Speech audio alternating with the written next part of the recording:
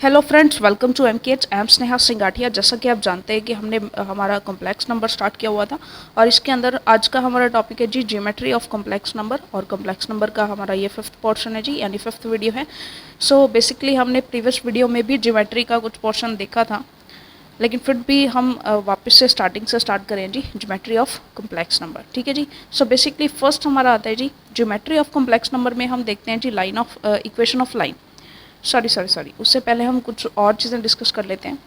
इससे पहले हमने थोड़ा सा जो प्रीवियस वीडियो में देखा था वो भी डिस्कस कर लेते हैं। हमने देखा था कि अगर कोई कॉम्प्लेक्स नंबर है Z1 एंड Z2, ठीक है जी, इनके बीच की जो डिस्टेंस होती है उसका फॉर्मूला होता है Z2 माइनस Z1 का मॉड। ठीक है जी, Z2 माइनस Z1 का मॉड, या फिर हम ले सकते हैं जी Z1 माइनस Z2 का मॉड। ठीक है, क्योंकि हम जानते हैं बेसिकली कि हमारे पास जो कोऑर्डिनेट ज्योमेट्री होती है, हमारे पास जो निर्देशांक ज्यामिति होती है, इसके अंदर कोई भी हमारे पास x, y, x1, y1 और यहाँ पर हमारे पास x2, y2 जो दो पॉइंट्स होते हैं, इनके बीच की डिस्टेंस अगर हमने मान लीजिए ये हमारा p पॉइंट है, ये q, तो जो पी क्यू डिस्टेंस होती है वो हमारी होती है जी रूट में हम लेते हैं x2 माइनस x1 की square plus y2 minus y1 की स्क्वायर। ठीक है, सिमिलरली हम यहाँ पर लेते हैं जी Z1 हमारा कॉम्प्लेक्स नंबर होता है x प्लस आयोटा y, यानी x1 आयोटा y1, और ये होता है जी x2 प्लस आयोटा y2। ठीक है जी, तो यहाँ से हमारे पास इन दोनों के लिए डिस्टेंस फॉर्मूला वही सेम आ जाते हैं जी। Z1 Z2, ये जो डिस्टेंस है बेसिकली Z1 और Z2 के बीच की, Z1 और Z2 के बीच की जो डिस्टेंस है उसके लिए हम क्या करते हैं जी mod of Z2 minus Z1, और Z2 माइनस Z1 होता है जी x2 minus x1।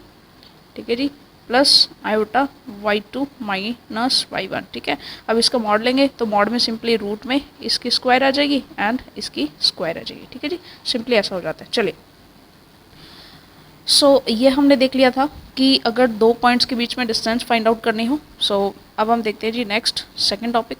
Second topic हमने देखना था जी सेक्शन फॉर्मूला। ठीक है जी, सेक्शन फॉर्मूला। सेक्शन फॉर्मूला जैसा कि आप जानते हैं ज्योमेट्री में आप देखते हैं सेक्शन फॉर्मूला जो होता है, यानी कि बेसिकली मान लीजिए ये हमारे पास दो पॉइंट्स है, ये हमारे पास x1 y1 है। ठीक है जी, ये हमारे पास x2 y2 है। मान लीजिए कोई तीसरा पॉइंट है जी x y, ठीक है, जो इन्हें m/n में डिवाइड करता है। ठीक है जी, अगर ऐसा होता है देन हमारे पास x और y का फॉर्मूला क्या होता है जी, x और y। डिनोमिनेटर में हम जानते हैं जी m प्लस n होता है। ठीक है, क्योंकि ये इंटरनली डिवाइड कर रहे हैं, एक्सटर्नली डिवाइड कर रहे हो तो यहाँ पर माइनस आता है, ये भी हमें क्लियर है। ठीक है जी, अब इसके अंदर क्या होता है जी, बेसिकली हम m इंटू x2 करते हैं एंड n इंटू x1 करते हैं। यहाँ भी हम m इंटू y2 करते हैं एंड n इंटू y1 करते हैं। ठीक है, सो बेसिकली यहाँ पर हमारी ये वैल्यूज़ आती हैं। बट हमारा जो कॉम्प्लेक्स नंबर है वहाँ हम सेक्शन फॉर्मूला कैसे अप्लाई करते हैं, चलो इसके पैरेलल में हम कर लेते हैं जी, सेक्शन फॉर्मूला के पैरेलल में क्लियर करते हैं। ठीक है, चलिए इसके पैरेलल में करते हैं कि अगर मान लीजिए ये हमारा Z1 है और ये हमारा Z2 है। ठीक है जी, और मान लीजिए ये कोई पॉइंट है Z जिसने इसको m/n में डिवाइड किया। ठीक है, सो उस टाइम पर हमारा ये जो Z होगा, यानी कि ये हमारा जो x प्लस आयोटा y होगा, ये हमारा क्या होगा जी, Z1 को हमने मल्टीप्लाई करना है n से और Z2 को मल्टीप्लाई करना है m से, और अपोन में हो जाएगा जी m प्लस n। ठीक है, अगर ये तो था इंटरनली, अगर एक्सटर्नली डिवाइड कर रहा है देन यहाँ पर सिंपली माइनस हो जाता है। यहाँ पर x इक्वल्स टू n में से एक्चुअली होता है जी n x1, इसमें से माइनस होता है m x2 और नीचे हो जाता है हमारा n माइनस m। ठीक है, और उसी टाइप से y में हो जाता है। ठीक है, और यहाँ हो जाएगा हमारा z इक्वल्स टू, यहाँ हो जाएगा Z1 n minus Z2 m, और यहाँ हो जाएगा जी n माइनस m। ठीक है, so simply externally and internally जो डिवाइड कर रहे हैं उसमें प्लस माइनस का रहता है जी सिंपली। और एक और चीज़ है, यहाँ पर मिड पॉइंट का जो फॉर्मूला होता है, मिड पॉइंट के बारे में हम जानते हैं कि ये जो फॉर्मूलाज हैं, यहाँ पर x क्या होता है जी, मान लीजिए ये बिल्कुल मिड में है, 1/1 में डिवाइड कर रहा है, तो x1 प्लस x2 बाई 2 हो जाता है, और y हमारा क्या हो जाता है जी, y1 प्लस y2 अपॉन 2। ठीक है, सिंपली ऐसा हो जाता है। अगर मान लीजिए यहाँ पर Z1 एंड Z2 है और इनका मिड पॉइंट है जी Z, तो ये हमारा सिंपली क्या हो जाएगा, Z1 प्लस Z2 अपॉन 2। ठीक है जी, जो हमारा मिड पॉइंट है। ठीक है, सो सिंपल फॉर्मूला ये हमने कर लिया। अब हम चलते हैं जी हमारी जनरल इक्वेशन ऑफ लाइन। ठीक है, ज्योमेट्री पोर्शन पर हम जा रहे हैं जी। सबसे पहले हम देख रहे हैं यहाँ पर, फर्स्ट ऑफ ऑल हम देख रहे हैं जी जनरल इक्वेशन ऑफ लाइन। देखिए सिंपली हम जानते हैं बिल्कुल रिलेट करके चलेंगे हम, हमारी जो नॉर्मल ज्योमेट्री होती है, ठीक है, बिल्कुल उससे रिलेट करेंगे। सो देखते हैं जी, सबसे पहले जनरल इक्वेशन हमारी a x plus b y plus c equals to क्या होता है जी, हमारा 0 होता है, ठीक है। जैसे नॉर्मल हमारी इक्वेशन ऑफ लाइन होती है, जैसे फॉर एग्जांपल ये हमारी इक्वेशन ऑफ लाइन है, ठीक है जी, इक्वल्स टू 4। वैसे ही सेम हमारा जो है कॉम्प्लेक्स नंबर में होता है। हम लेते हैं यहाँ पर अल्फ़ा बार जेड प्लस अल्फ़ा, यानी अल्फ़ा का कॉन्जुगेट लेना है, देन हमारा कॉम्प्लेक्स नंबर आ जाएगा और ये हो जाएगा इसकी bar plus constant equals to 0, ठीक है, where alpha should not equal to 0। तो ये हमारी हो जाएगी जी जनरल इक्वेशन ऑफ लाइन। इसको थोड़ा सा आप ध्यान में रखें। जैसे फॉर एग्जांपल एक एग्जांपल हम ले लेते हैं जी।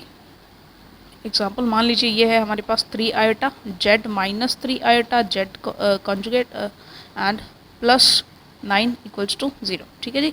अब आप देख रहे हैं ये 3 आयोटा है, ये माइनस 3 आयोटा है, यानी कि प्लस में माइनस ऑफ 3 आयोटा है, दैट मीन्स ये अगर जेड है तो ये जेड का कॉन्जुगेट है, ठीक है जी, माइनस 3 आयोटा। मान लीजिए ये अल्फ़ा है तो ये अल्फ़ा का कॉन्जुगेट है, ठीक है। सो बेसिकली ये बिल्कुल इस ऊपर वाली इक्वेशन के सिमिलर है, तो ये इक्वेशन ऑफ लाइन हो जाएगी, ठीक है जी।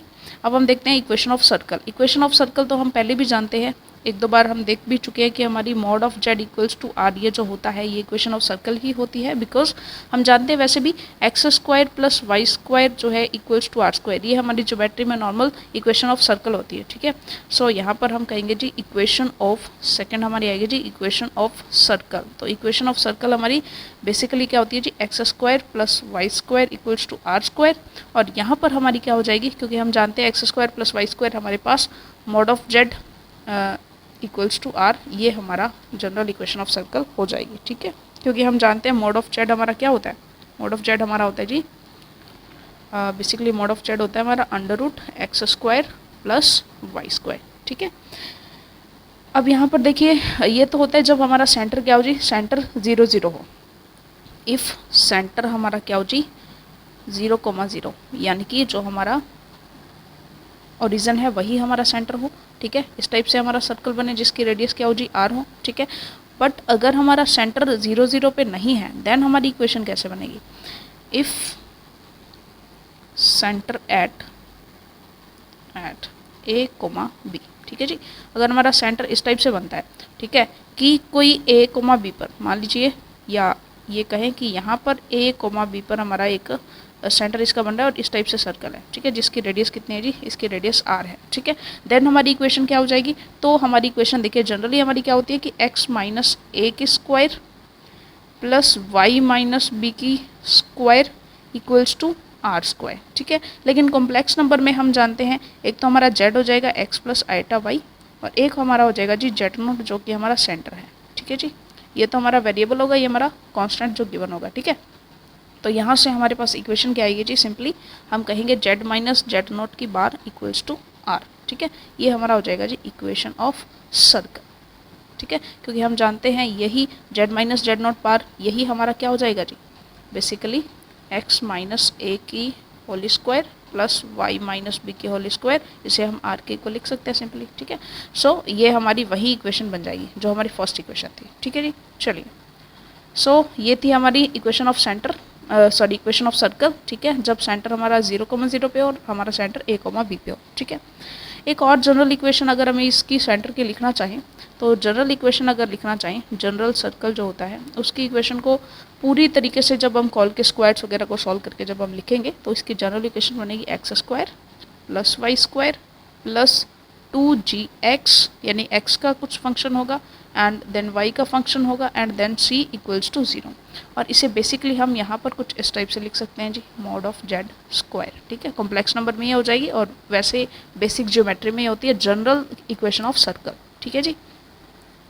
अब देखिए अगर आपको कहीं ऐसा गिवन होता है, मान लीजिए आपको कुछ ऐसा हो कि यहाँ पर ये चीज़ आपको एक्सप्लेन करनी है, ठीक है, रेडियस ऑफ सर्कल की ये पॉइंट रेडियस ऑफ सर्कल पर है, या मान लीजिए हमें interior of a circle represent कर रहे हैं, ठीक है, interior of a circle, interior of circle, या हमें यहाँ पर कर रहे हैं जी रेडियस ऑफ सर्कल, ठीक है, कि मान लो पॉइंट यहाँ पर है। तो बेसिकली इसकी इक्वेशन क्या हो जाएगी, इसकी इक्वेशन हो जाएगी जेड माइनस जेड नॉट, पूरा हमारा किसके इक्वल है, आर के इक्वल।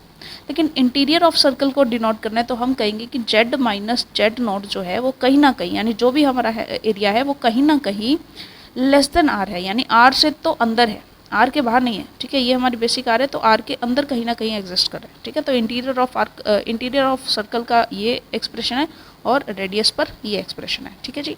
अब कई बार हमारे पास क्वेश्चंस में क्या आता है, डायरेक्टली हमें कुछ इक्वेशंस गिवन होती है और हमें चेक करना होता है कि वो इक्वेशन ऑफ सर्कल है या इक्वेशन ऑफ लाइन है, या किस टाइप की इक्वेशन है, ठीक है। तो जनरली हम क्या करते हैं जी, यूज़ इन क्वेश्चन में हम बेसिकली क्या करेंगे, क्वेश्चन में आपको क्या करना है कि जो भी आपको गिवन है बेसिकली फॉर्म, उसे आप कुछ इस फॉर्म में लेकर आएंगे, ठीक है जी। जेड माइनस जेड टू इस फॉर्म में लेकर आएंगे which is equal to some constant. अगर ये कांस्टेंट हमारा इक्वल्स टू 1 होता है देन हमारी जो इक्वेशन है वो इक्वेशन ऑफ लाइन होगी। क्या होगी जी, इक्वेशन ऑफ लाइन होगी। अगर ये हमारा के जो है वो नॉट इक्वल्स टू 1 है देन हमारी वो इक्वेशन ऑफ सर्कल हो जाएगी जी, ठीक है, इक्वेशन ऑफ सर्कल हो जाएगी। अब इसका एग्जांपल देख लेते हैं। मान लीजिए हमें ऐसा गिवन है, फॉर एग्जांपल हमें ऐसा गिवन है दैट जेड माइनस 3 इसका मॉड इक्वल है जी 3 ऑफ जेड माइनस 1, ठीक है। तो अब हम इसे इस फॉर्मेट में लेकर आते हैं, जेड माइनस 3 और ये Z minus 1 which is equal to 3 and it is not equal to 1, so ये हमारी इक्वेशन ऑफ सर्कल हो जाएगी। अगर यहाँ पर ओनली 1 होता और ये इक्वल्स टू 1 आ जाता मान लीजिए, तो हमारी इक्वेशन ऑफ लाइन हो जाती है, ठीक है जी। सो बेसिकली इस तरह से हम फाइंड आउट कर सकते हैं। अब हम देखते हैं नेक्स्ट, जैसे हम ये कर लेते हैं कि इक्वेशन ऑफ एलिप्स क्या होगी हमारे पास। इक्वेशन ऑफ एलिप्स, एलिप्स की जो इक्वेशन होती है जी वो क्या होती है, जेड माइनस जेड वन का ये हमें लेना है जी and z minus Z two का mod which is equal to 2a, ठीक है। ये हमारी इक्वेशन ऑफ एलिप्स होती है। एंड अगर हम देखना चाहते हैं जी इक्वेशन ऑफ हाइपरबोला, ठीक है, इक्वेशन ऑफ हाइपरबोला, तो यही सेम चीज़ हमारे पास माइनस में हो जाएगी, यानी Z minus Z one minus हो जाएगा जी जेड माइनस जेड टू के and which is equal to 2b, ठीक है। तो ये हो जाएगा हमारा इक्वेशन ऑफ हाइपरबोला, ठीक है। सिंपल सा हमें ध्यान रखना होता है। एंड नेक्स्ट हम देखते हैं जी इसके बाद हम देखते हैं जी सर्कल जो होता है हमारा उसकी एक और फॉर्म होती है, ठीक है। एक और फॉर्म होती है जी सर्कल की, कौन सी, z conjugate plus alpha z conjugate plus alpha और ये and plus constant which is equal to 0। अगर ये फॉर्म है तो ये भी हमारी इक्वेशन ऑफ सर्कल हो जाएगी, ठीक है जी। अब मान लीजिए हमारे पास कई बार एक फेमस सा क्वेश्चन आ जाता है जी, एक क्वेश्चन हमारे पास वेरी फेमस है कि Z1 Z2 एंड आपका जो Z3 है इन्हें आपको कोलिनियर प्रूफ करना है, ठीक है, कोलिनियर प्रूफ करना है। तो एक तो मेथड हमारा सिंपली क्या है जी, आप A1 B1 1 A2 B2 1 A3 B3 1, यानी कि सिंपली इनको मैट्रिक्स फॉर्म में जो है राइट डाउन करें एंड उसको जो है सॉल्व करके उसका डिटर्मिनेंट निकाल के इक्वल टू 0 पुट करते हैं, ठीक है। 0 पुट नहीं करना है, सॉरी, हमें चेक करना है कि ये 0 होगा या नहीं होगा, ठीक है। अगर क्योंकि ये हमें पता है कि ये होता है जी एरिया ऑफ ट्राइंगल, और जब कोलिनियर है तो ट्राइंगल बनेगा ही नहीं, उसका एरिया 0 हो जाएगा, ठीक है। तो अगर ये 0 है तब भी ये हमारे पॉइंट्स जो हैं कोलिनियर होंगे। बेसिकली यहाँ अगर हमें चेक करना हो तो हम यहाँ पर कैसे चेक करेंगे जी, आर्ग्यूमेंट ऑफ निकालना है जी हमें Z3 minus Z1 upon Z2 minus Z1, इसका आर्ग्यूमेंट आप निकालेंगे और वो कैसा आना चाहिए जी, 0 आना चाहिए, तब हमारे जो पॉइंट्स हैं वो कोलिनियर होंगे, ठीक है जी। चलिए, तो ये चीज़ क्लियर है। अब नेक्स्ट हम देखते हैं जी हमारा एक और चीज़ जिसे हम बोलते हैं जी इक्वेशन ऑफ परपेंडिकुलर बाइसेक्टर। कई बार ये भी पूछ लिया जाता है परपेंडिकुलर बाइसेक्टर, ठीक है जी। तो परपेंडिकुलर बाइसेक्टर का मतलब है ये हमारा लाइन है और यहाँ पर ये जो है बाइसेक्ट कर रहा है जी बिल्कुल इक्वली पोर्शन में, ठीक है। तो इसके लिए इक्वेशन हो जाती है जी Z minus Z one which is equal to z minus Z two, ठीक है जी। तो ये हमारे इक्वेशन ऑफ परपेंडिकुलर बाइसेक्टर है, ठीक है। चलिए, अब हम नेक्स्ट देखते हैं जी, एक और चीज़ है, एक छोटा सा हमें फैक्ट के फॉर्म में याद रखना है या रिजल्ट के फॉर्म में आप याद रख सकते हैं कि अगर हमारा z प्लस 1 अपॉन जेड ये हमारे किसी कांस्टेंट के इक्वल होता है, ठीक है, तो z की जो ग्रेटर वैल्यू होगी, ग्रेटेस्ट वैल्यू होगी, ठीक है जी, ग्रेटेस्ट या ये कहें कि मैक्सिमम वैल्यू ऑफ z क्या हो सकती है जी, ये हो सकती है plus of a plus root of A square plus 4/2। ये रिजल्ट कई बार डायरेक्टली काम आ जाता है। एंड मिनिमम ऑफ जेड क्या होगा जी, मिनिमम ऑफ जेड होगा -a plus √a square plus 4/2। ठीक है जी, यानी कि प्लस में होगा तो मिनिमम एंड सॉरी माइनस में होगा तो मिनिमम एंड प्लस में होगा तो मैक्सिमम ऑफ जेड। ठीक है जी, चलिए अब हम देखते हैं जी हमारा नया टॉपिक हम स्टार्ट करते हैं जी, क्वाड्रेटिक इक्वेशंस। सो टॉपिक हमारा स्टार्ट करते हैं जी हम क्वाड्रेटिक इक्वेशन।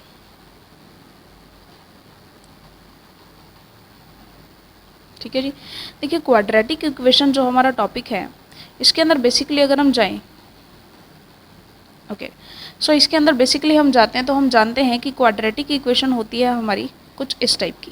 क्वाड्रेटिक इक्वेशन की फॉर्म हमारे पास होती है जी ax square plus bx plus some constant which is equal to 0 and here a should not equal to 0। ठीक है जी, यानी एक्स स्क्वायर का कोफिशिएंट 0 नहीं होना चाहिए, तभी एक क्वाड्रेटिक इक्वेशन होती है, यानी कि जहाँ पर जो मैक्सिमम पावर होती है वो कितनी होती है जी, 2 होती है। ठीक है, अब हमें पता है कि जब जितनी पावर का जितनी ऑर्डर का हमारे पास इक्वेशन होगी हमारे पास उतने ही रूट्स आएंगे। ठीक है, सो यहाँ पर भी हमारे पास 2 रूट्स आते हैं। ठीक है, 2 रूट्स आते हैं और वो रूट्स हम कैसे निकालते हैं जी, श्रीधराचार्य मेथड से, -b plus minus √b square -4ac। ठीक है जी, एंड ये हम कर देते हैं जी 2a से डिवाइड, तो ये हमारे पास 2 रूट्स इसके निकल के आ जाते हैं। ठीक है जी, अब देखिए क्वाड्रेटिक इक्वेशन जो होती है उसमें नंबर ऑफ रूट्स कितने होते हैं जी, नंबर ऑफ रूट्स हमारे पास 2 है। ठीक है, अब ये 2 रूट्स या तो बोथ इक्वल हो सकते हैं, दोनों रूट्स जो आएंगे वो दोनों इक्वल हो सकते हैं, या फिर ये हो सकता है कि बोथ हमारे क्या हो जी, इक्वल हो या नहीं हो लेकिन बोथ पॉजिटिव होंगे, या ये हो सकता है कि बोथ हमारे पास क्या होंगे जी, दोनों ही नेगेटिव होंगे, या फिर एक पॉजिटिव हो सकता है और एक नेगेटिव हो सकता है, और या फिर हमारे पास हो सकता है कि इनमें से रूट इमेजनरी हो सकते हैं जी। क्या हो सकते हैं, इमेजनरी रूट, और इमेजनरी में हमें पता है हमेशा पेयर्स के फॉर्म में आते हैं। एक अगर हमारे पास x plus iota Y sorry a plus iota B इस फॉर्म में आ गया तो एक हमारा a माइनस आइटा बी की फॉर्म में भी होगा। ठीक है, तो ये हमेशा कॉन्जुगेट के फॉर्म में आते हैं, हमें पता है। ठीक है जी, चलिए सो इमेजनरी रूट हो सकते हैं, बोथ इक्वल हो सकते हैं, बोथ पॉजिटिव हो सकते हैं, बोथ नेगेटिव हो सकते हैं, एंड जो है हमारे पास इमेजनरी रूट्स भी हो सकते हैं। ठीक है, सो डिपेंड करता है, सो हम ये देखेंगे जी। और इक्वल रूट्स में सिंपली हम कह सकते हैं कि x1 इक्वल्स टू x2 हो जाएगा। ठीक है जी, और ये हमारा x प्लस आइटा वाई और x माइनस आइटा वाई के अकॉर्डिंग होता है जी। ठीक है, एंड अगर हम देखें बोथ पॉजिटिव बोथ नेगेटिव, ठीक है, इसके अंदर डिस्टिंक्ट ही होंगे क्योंकि सारे के सारे यानी इसके अंदर इक्वल नहीं होंगे, अनइक्वल होंगे। ठीक है जी, अनइक्वल। ठीक है, चलिए अब देखते हैं जी हमारी फंडामेंटल थ्योरम ऑफ अलजेब्रा क्या कहती है। तो वही चीज़ हमारी फंडामेंटल थ्योरम ऑफ अलजेब्रा कहती है, क्वाड्रेटिक इक्वेशन के लिए नहीं बल्कि सभी के लिए। ठीक है, ये कहती है, तो हेडिंग ही लगा लेते हैं, चलिए फंडामेंटल थ्योरम ऑफ अलजेब्रा।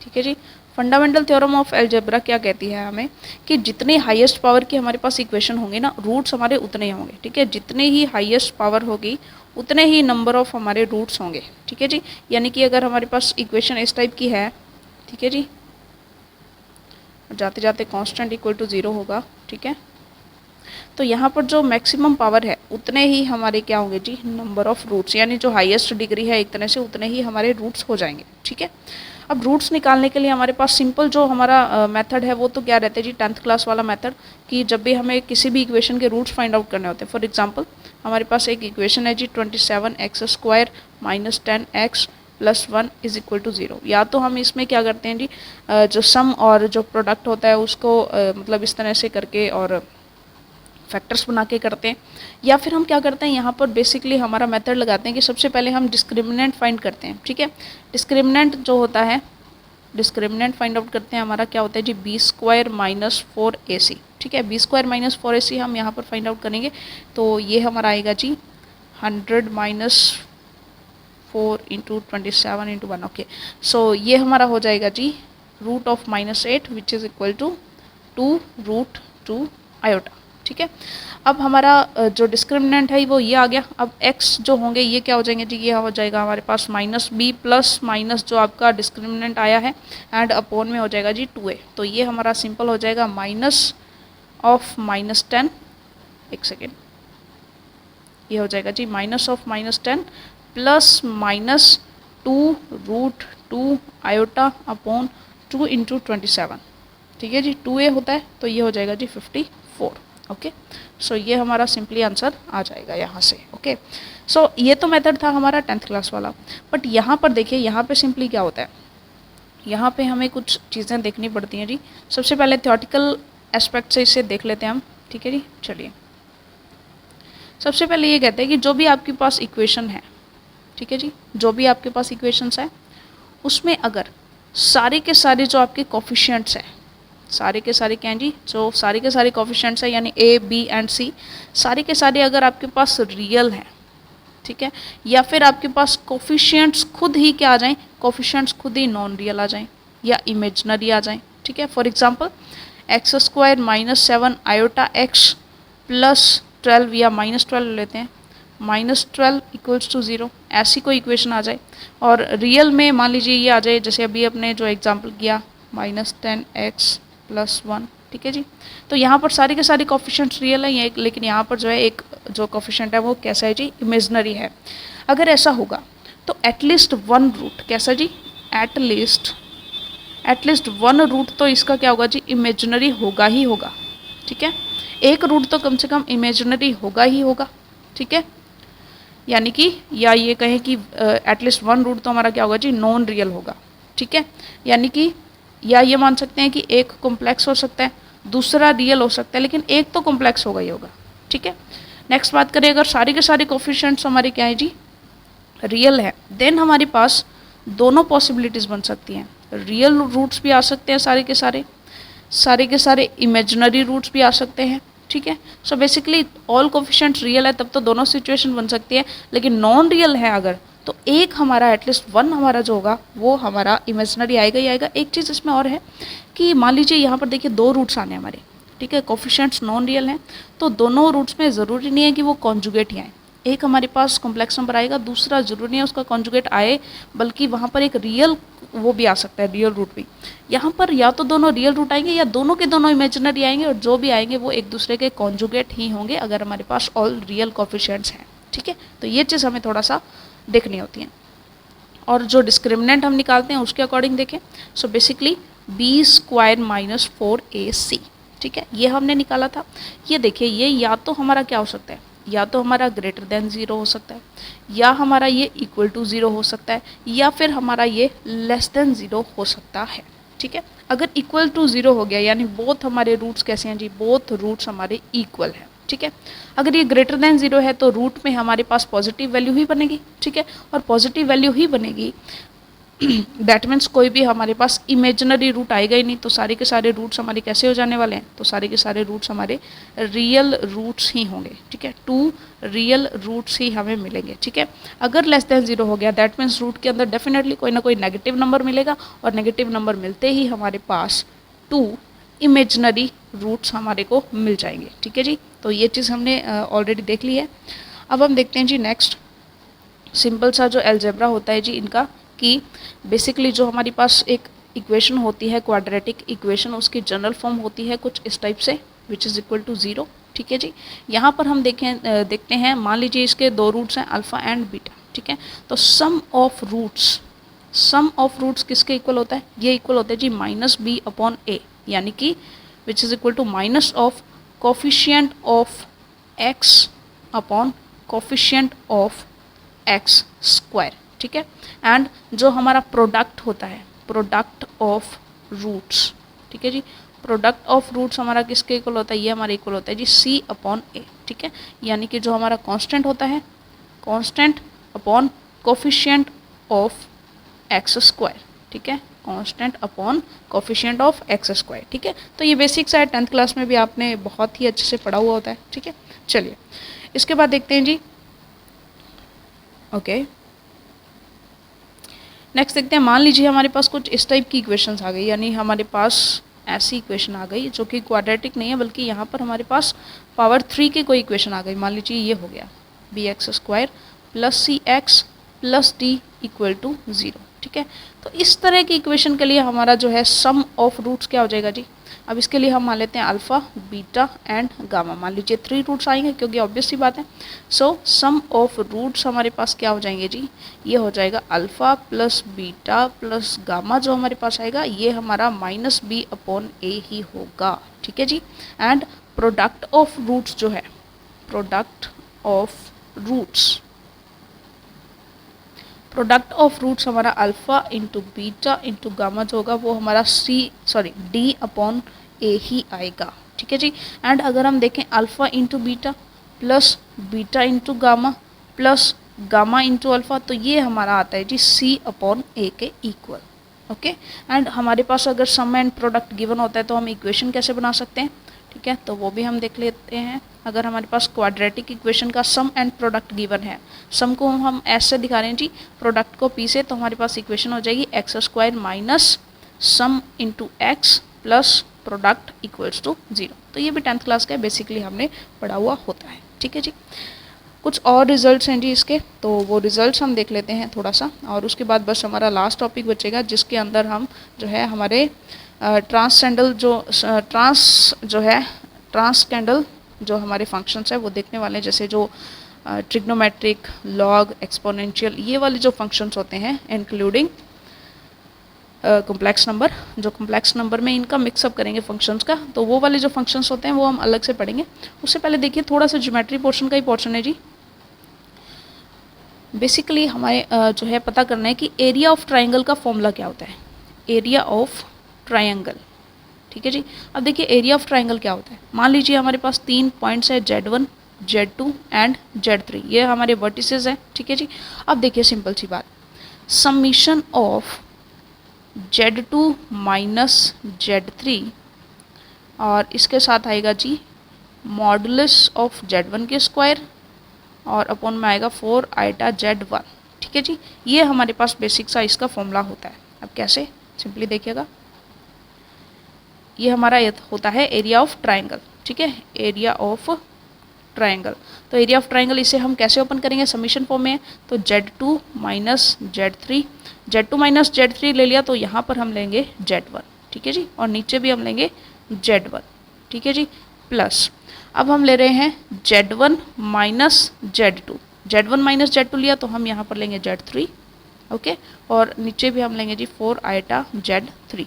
ठीक है जी, और अगर हमने ऐसा ले लिया तो अब हम देखते हैं इसके साथ हम प्लस में क्या करेंगे जी, इसके साथ प्लस में Z2 Z3 हो गया, Z1 Z2 हो गया, तो अब हमारा बचा जी Z3 Z1, तो Z3 माइनस Z1 ये हम करेंगे, और इसके साथ आएगा हमारे पास बच गया कौन, Z2 इसके स्क्वायर अपॉन 4 आइटा Z2। ठीक है, तो ये हमारे एरिया ऑफ ट्राइंगल का फॉर्मूला होता है। बेसिकली जब भी आपके पास ये आता है तो इसको मैट्रिक्स फॉर्म में, डिटर्मिनेंट फॉर्म में कन्वर्ट करिए और सिंपली हमारा एरिया ऑफ ट्राइंगल आप निकाल सकते हैं। ठीक है, क्योंकि वहाँ तो हमें ऑप्शन टिक करने से मतलब है। चलिए फिर भी हम देख लेते हैं। हमें अगर पूछा जाता है जी एरिया ऑफ ट्राइंगल, उस ट्राइंगल का एरिया हमें पूछा जाए जिसके वर्टिसेस जो हैं वो हमारे पास Z, omega Z and Z plus omega Z हो। डायरेक्ट रिजल्ट्स हमें याद रखने हैं कि अगर ये हमारे वर्टिसेस हैं तो इस वर्टिसेस वाले ट्राइंगल का हमारा एरिया क्या होगा, तो ये हमारा हो जाएगा जी √3/4 मॉड ऑफ Z स्क्वायर। ठीक है, सिंपल सा। ओके, एंड अगर हमारे पास वर्टिसेस कुछ इस टाइप से हैं जी Z, iota Z and Z plus iota Z। ठीक है, अगर ऐसे वर्टिसेस हैं देन हमारा एरिया वहाँ पर क्या हो जाएगा जी, half of mod of Z square. ठीक है जी, तो ये बेसिक से हमारे कुछ रूल्स थे। ठीक है, या कुछ ये मानने के रिजल्ट्स थे। ठीक है, वो हमने कर लिए। और इसी के साथ एक और चीज़, एक और छोटा सा हमारा रिजल्ट, कि मान लीजिए Z1, Z2 एंड Z3 हमारे एक ट्राइंगल के वर्टिसेस हैं। ठीक है जी, देन द ट्राइंगुलर जो ट्राइंगल होगा वो इक्विलेटरल होगा इफ़, जो ट्राइंगल है वो इक्विलेटरल होगा इफ़, ठीक है, the triangle is equilateral if 1/Z1 minus Z2 plus 1/Z2 Z2 minus Z3 plus 1 upon Z3 minus Z1 is equal to 0। ठीक है जी, अगर ऐसा होता है, ठीक है, ये कंडीशन सेटिस्फाई होती है, तो ये वर्टिसेस वाला जो ट्राइंगल होगा वो हमारा इक्विलेटरल ट्राइंगल होगा। Okay, so this is clear to you. अब हमारे सिर्फ वो फंक्शंस बचे हैं, ठीक है, वो फंक्शंस हम करेंगे जी हमारी नेक्स्ट वीडियो में। Till then all the very best, thank you very much.